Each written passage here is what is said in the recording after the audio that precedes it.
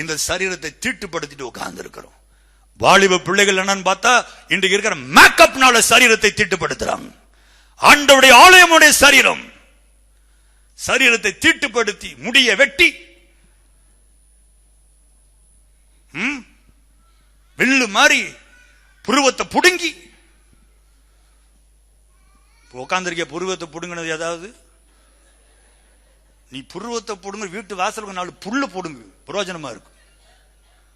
புருவத்தை புடுங்கி லிப்ஸ்டிக் அடிச்சு ஆலயத்துக்கு வர்ற இந்த ஆலயத்தை இந்த வீட்டை நம்ம டெக்கரேட் பண்றதுக்கு நாம் யார்? அவருடைய பெர்மிஷன் இல்லாம, ஓனர் பெர்மிஷன் இல்லாம வீட்டை ஆல்டர் பண்ணிருவியா நீ? அருவருப்பான டிரெஸ் மாட்டிக்கிட்டு சபைக்கு வருகிற பிள்ளைகள் எப்படி வரா சார்? பிள்ளைகளை தாய்மார்கள் மனம் திரும்புங்கள். பிள்ளைகளை ஆபாசமாய் அழைத்துக் கொண்டு வருகிற தாய்மார்கள் டைட்டா டி-ஷர்ட்டை போட்டு ஜீன்ஸை போட்டு பிள்ளையை சர்ச்சைக்கு கொண்டு வரிய வெக்கமா இல்ல உனக்கு? பிள்ளையை வேசி மாதிரி நடத்தி கூட்டிட்டு வர ரோட்ல. ஜாக்கிரதை, உனக்கும் ஐயோ உன் பிள்ளைக்கும் ஐயோ.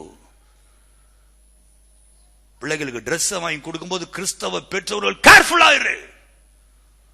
அழகு இருக்கணும், ஆபாசம் இருக்க கூடாது. மறைக்க வேண்டிய இடத்தை உன் பிள்ளை மறைக்கணும். இல்லைன்னா மறைக்காத இடத்தை என் கர்த்தர் வெட்டி எடுக்க வேண்டிய நிலைமை வரும். அருவருப்பான டிரெஸ் மாட்டி லெகின்னு சொல்லி ஒரு சர்க்கஸ்கார பேண்ட் ஒன்று வந்திருக்குது பேர். சர்க்கஸ்கார பேண்ட் முதல்ல அது அப்படித்தான் யோசிச்சேன். சர்க்கஸ்கார பேண்ட் போல கேட்டா லெகின்னு சொன்னாங்க. கம்ஃபர்டபுளா இருக்குதான். கம்ஃபர்டபுள்னா நைட்ல தூங்கும் போது போட்டுக்கோ, இல்ல ரோட்ல போட்டுக்கோ, இல்லையா மார்க்கெட்டுக்கு போகும்போது போட்டு. சர்ச்சு பக்கம் போட்ட நான் பாட்டு கையாடி ஐயா மன்னிச்சு கொள்ளுங்க. அதான் நான் சொன்னேன், எனக்கு செய்தி எப்பவுமே முதலும் கடைசியும் நினைச்சுதான் பிரசங்கமே.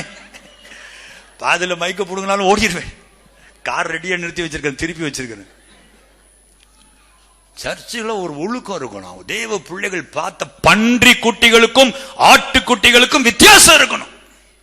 நீ காலேஜில் படி, வெங்காயத்தில் படி, ஐடில ஒர்க் பண்ணு, எங்க வேணாலும் ஒர்க் பண்ணு. ஐடினா பெரிய கொம்பா? ஐடிக்கு போன உடனே ட்ரெஸ் மாறுது, ஐடிக்கு போன உடனே துப்பட்டா தூக்கி போட்டுருவீங்களா? வெக்கமா இல்ல?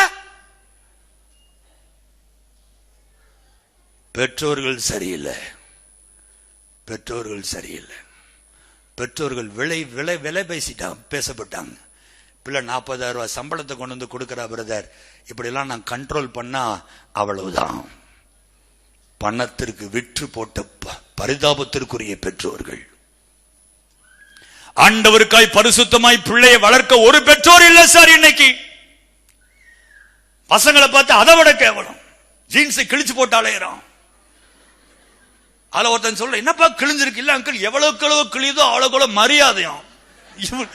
இவனுக்கு இப்ப நம்மெல்லாம் கிழிஞ்சு போனா ஐயோ பாவன் பிச்சைக்காரனா பார்ப்போம். இதுல அது எவ்வளவு அது கிழிஞ்சிருக்குதோ அவ்வளவு மரியாதை. இது ஒரு பிச்சைக்கார சங்கம். ஒரு பிச்சைக்காரனை பார்த்து இன்னொரு பிச்சைக்காரன் மரியாதை கொடுக்குறான் பாரு. காதுல கடுக்கனை போட்டு அலையறான் சார். பேரை கேட்டா டேவிடுங்கிறான். முட்டாப்ப காதுல எது கடுக்கன் போடுவாங்க தெரியுமாடா உனக்கு? ஒன்னும் தெரியாது. இடுப்பு கீழே பேண்ட் தொங்கிட்டு இருக்குது. இப்போ இன்னைக்கோ நாளைக்கு ஐசியூல பேஷண்ட் இன்னைக்கோ நாளைக்கோ இழுக்கிற மாதிரி இந்த பேண்ட் எப்போ விழுமோ. ஒரு ஹோட்டல்ல சாப்பிட்டு இருந்தேன். ஒரு பையன் அவன் போனான், பில்லு கொடுக்க போனான்.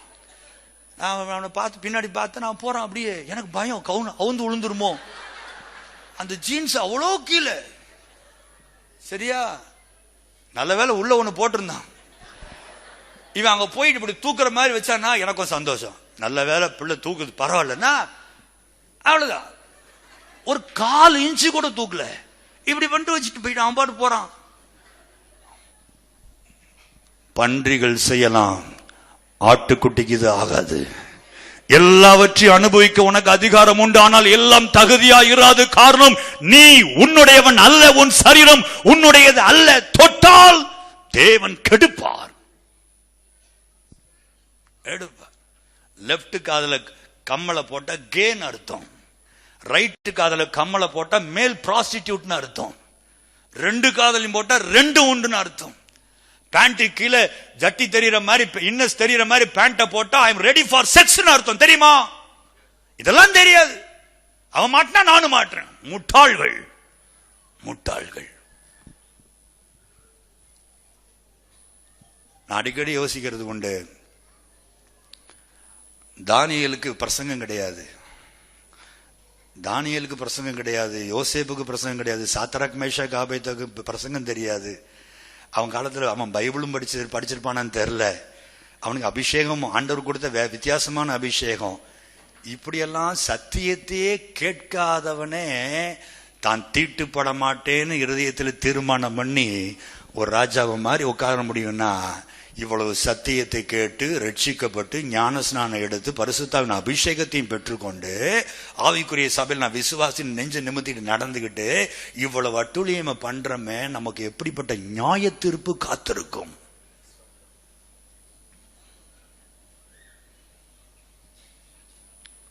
அல்லேலூயா. கைகளை வைச்சு அல்லேலூயா.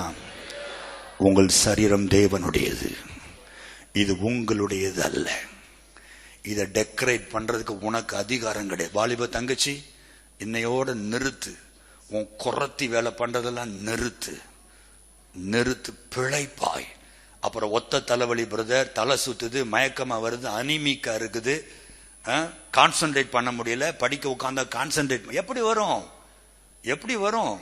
அவர் தான் சொல்றாரு, நீ கெடுத்த நான் உனக்கு கெடுப்பேன்றாரு. கரெக்டா எக்ஸாம் டைம்ல கர்த்தர் உன்னை படுக்க வைக்கிறாரு. நீ ஜாம் பண்ணிட்டு உட்கார்ந்து இருக்கிற, எக்ஸாம் டைம் மாதிரி எனக்கு சிக்காகுது பிரதர், நீ சரியில்லை. உன்னை சரிபடுத்து, ஆலயத்தை பரிசுத்தப்படுத்த, ஆலயத்தை தேவ ஆலயம் என்கிற பயத்தோடு காத்துக்கொள். ஜீவனை கொடுத்து யோசேப்பு காத்து கொண்டதை போல காத்துக்கொள். என் ஆண்டவர் நீ நினையாத உயர்வனை கொடுக்க வல்லமை உள்ளவர், நினையாத ஆசீர்வாதத்தை தர அவர் வல்லமை உள்ளவர்.